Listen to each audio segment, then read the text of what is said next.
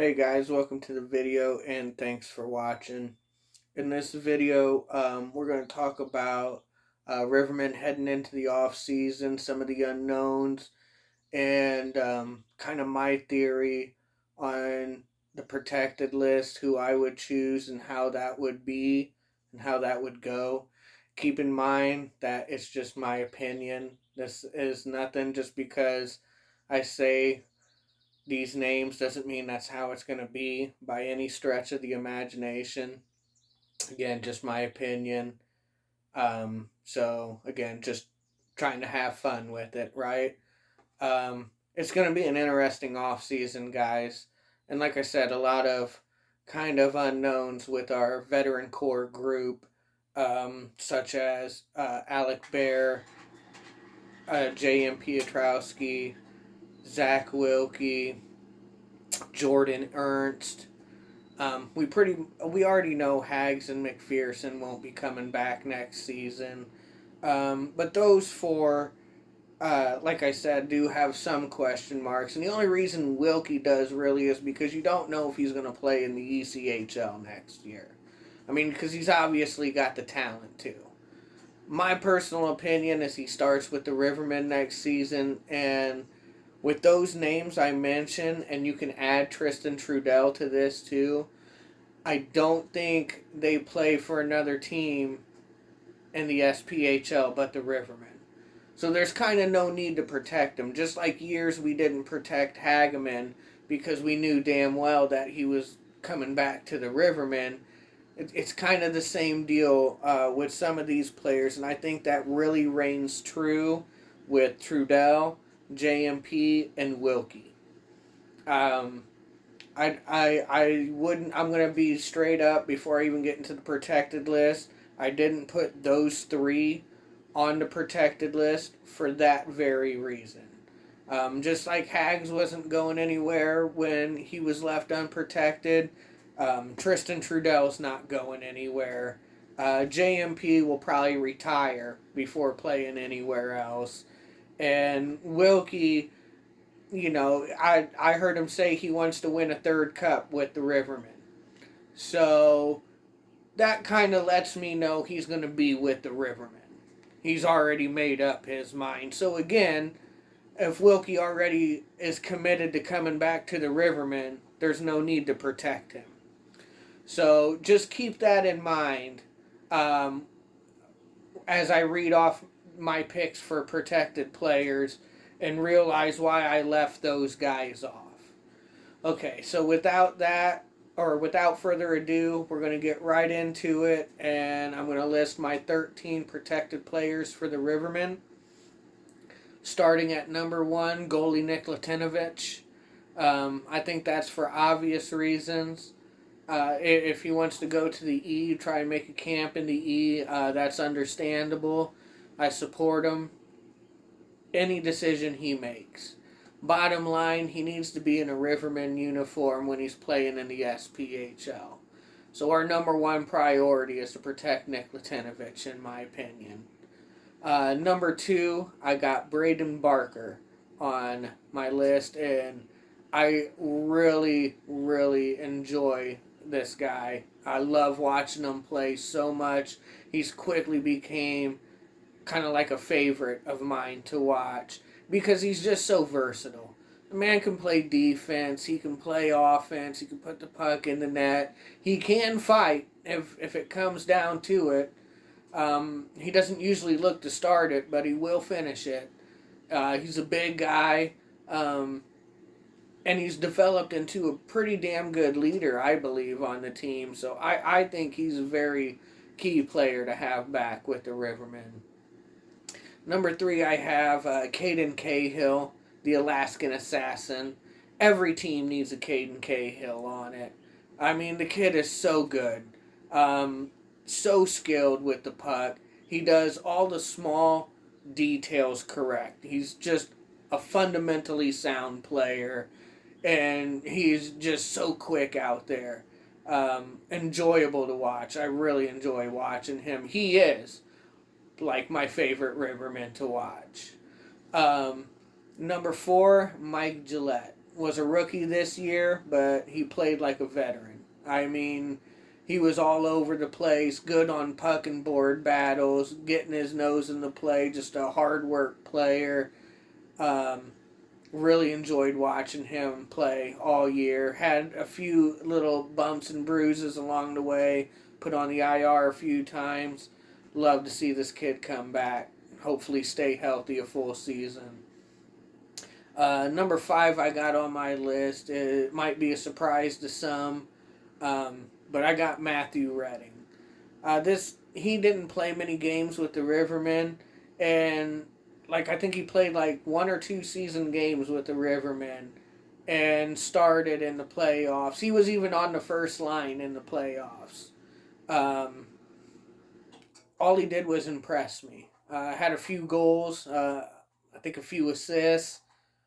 Fit right in with the Rivermen. It's like he's been there all year. So I would really enjoy seeing this kid come back to the Rivermen. And he would be a rookie still. Number six, I got Chase Spencer. Outstanding defender for the Rivermen. Um, Top notch defender. And I believe this kid can score some goals. He did put some pucks on the net, did notch a few goals. I think he's capable of more, guys. I really do. I'd like to see him put more pucks on the net. Yeah, he's a great two-way defender. Um, Hustle, blocking shots. I can't say enough good things about Chase Spencer. Number seven, Mears Moore. Um, I really like him, and again, a defensive specialist, and he can score goals. He did score goals with Ice Flyers. He probably didn't get on the score sheet as much as he would like with the Rivermen, but maybe got off to a little bit of a slow start.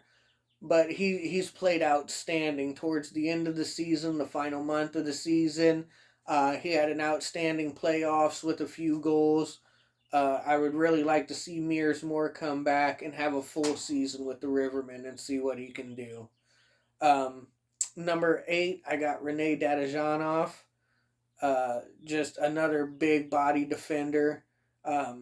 He's great with the puck and outworks everyone and not afraid to mix it up. He protects everyone well. And he does have some skill for being a defender and a big guy. Had some undisciplined penalties here and there.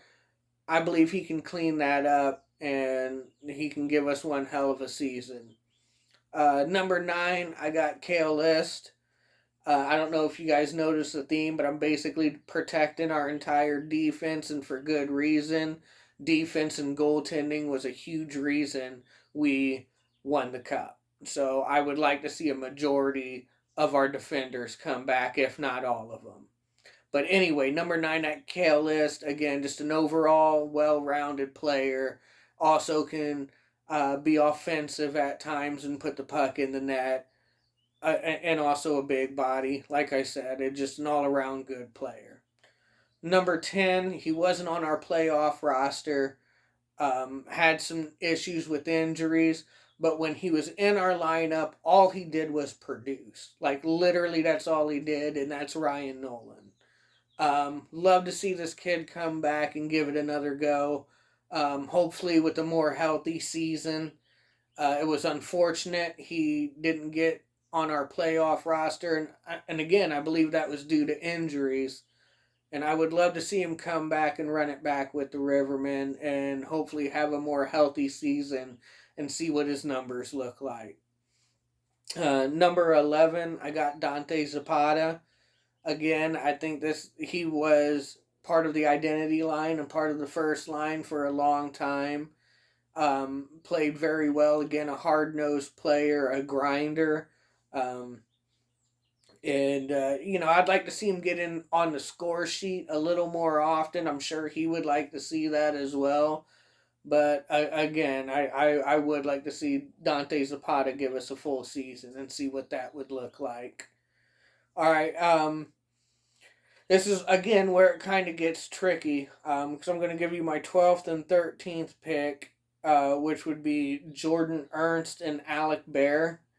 And again, I would protect them because those two are the most likely vets to leave to go to another league, like to go to Europe or Canada or play in the ECHL.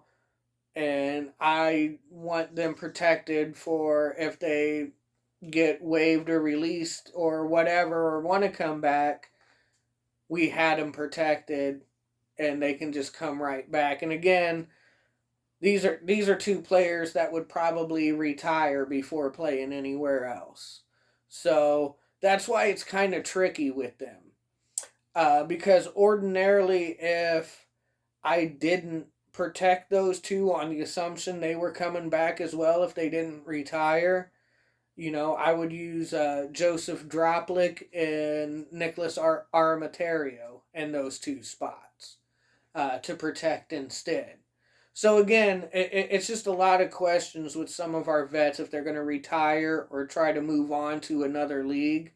But if they decide to stay, then you can use that 12th and 13th spot for a Joseph Droplik and a Nicholas Armatario. But if you don't know and they do end up going, then I think it's wise to put, that protection, that added protection on Jordan Ernst and Alec Bear. It's a tricky situation. It really is. Um, so if we protect Jordan Ernst and Alec Bear, that would leave off Armatario and Droplik, as well as Wilkie and Trudell and JMP. But I already told you why on those three. I would also leave off Eric Dopp. And again, I hope he comes back and gets an invite, and I'd like to see him in a Rivermen uniform. I just, it's just so important to protect a lot of these players, especially our defense. And it's no disrespect to Eric Dopp. And like I said, I want to see him in a Rivermen uniform and hope he gets a camp invite. But I had to leave him off the protected list. Tie-ins I left off, which was hard to do. I like tie-ins. Aaron Aragon was left off. He never played with the Rivermen. Yes, we had his rights. Yes, he was technically a Riverman, but he was in the ECHL the entire year. Never made an appearance with the Rivermen. Brody Clayus and Kevin Reesop, unprotected, and Brody Duncan, unprotected. Now, like I said, if we end up protecting Droplik and Armatario, then you can add, Bear and Ernst to the unprotected. But like I said, those 5 guys, Trudell, Bear, JMP, Wilkie, Ernst, they're not going to play anywhere in the SPHL but the Rivermen. I can almost, you can't put a guarantee in sports, but that's about as close to a guarantee as you can get, in my opinion. Some players that we waived that are obviously going to be left unprotected and that I didn't see get picked up by anybody. Jason Dubé and Tyson Gilmore. Maybe they get a camp invite if they weren't picked up by anybody. It'd be good to see. And also some FPHL guys that left us because they wanted to go on a championship run in the FPHL, and they did. Mario Cavallari, Dawson Baker, and Caleb Gus Ford. We did have their rights when they were, that year, but obviously we're not going to protect them. But it would be interesting now that they had their championship run together down in the FP, if they would maybe be interested in starting the season with the Rivermen. Who knows? I mean, like I said, a lot of things in play here. Anything could happen, really. Like I said, there are some definite question marks. I would love to see JMP and Wilkie and Bear and all those guys come back and run it back and go back to back and win it one more time for themselves. They won it for the fans and Hags. They did it on home ice in Carver Arena. Let's go back to back and do it for yourselves. Just to say screw it because we can. Because we want to leave our mark and make history in this league even more. We already made history with our, what was it, 28-1-3 overall record at home, including the playoffs. That's tops in any league, and that includes NHL for a home record. So let's make more history. Let's go back to back and win 3 cups in 4 years and cement a dynasty. Doesn't that sound great? Let's put a stamp, have your name stamped on a dynasty with the Rivermen. That sounds great with me. But we'll just have to wait and see, right? So with that, I'll go ahead and wrap up. I always keep it Rivermen style, and let's go Rivermen.